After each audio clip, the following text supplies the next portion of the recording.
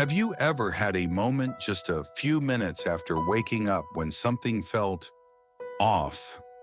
Maybe it was a foggy mind, stiff joints, or a heaviness you couldn't quite explain.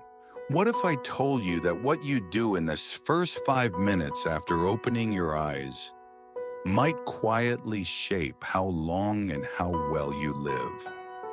Not a miracle cure, not a new medicine, but 5 gentle actions taken each morning that could change everything.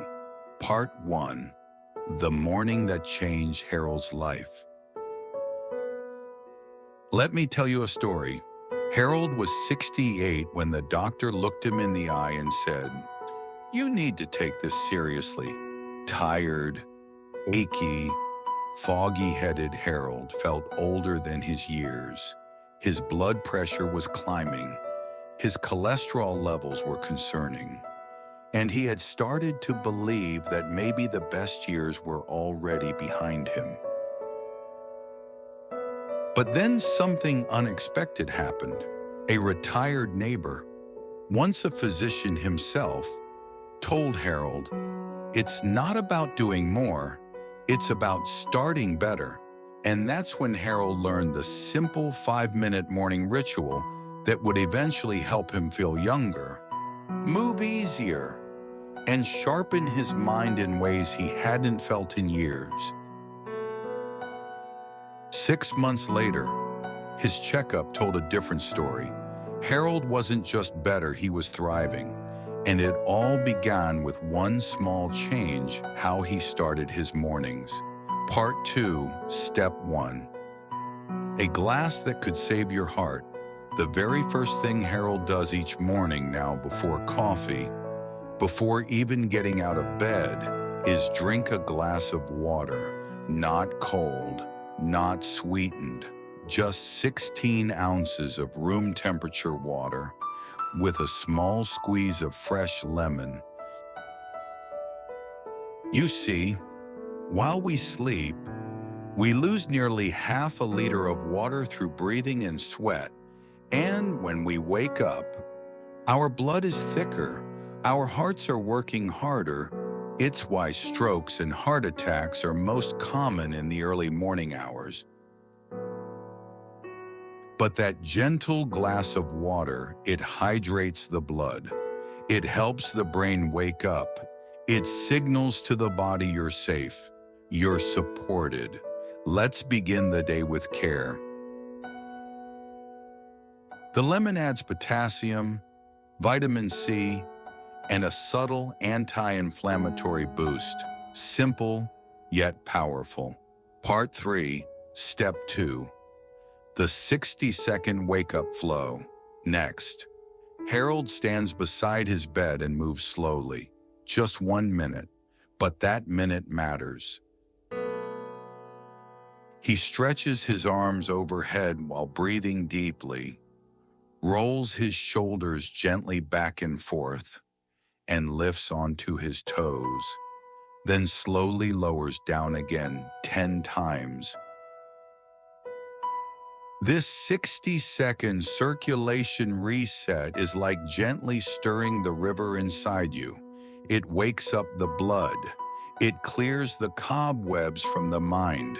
It helps you rise not with dizziness or imbalance, but with steadiness and strength.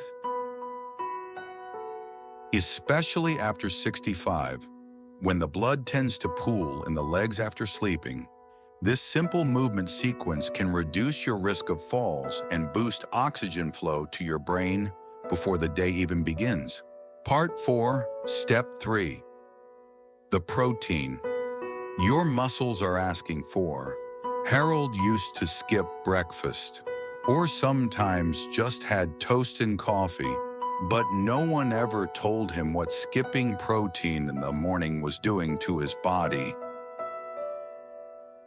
After 65, your muscles begin to lose their strength faster, especially in the early hours of the day. And when the body doesn't get protein after waking up, it quietly begins to break itself down.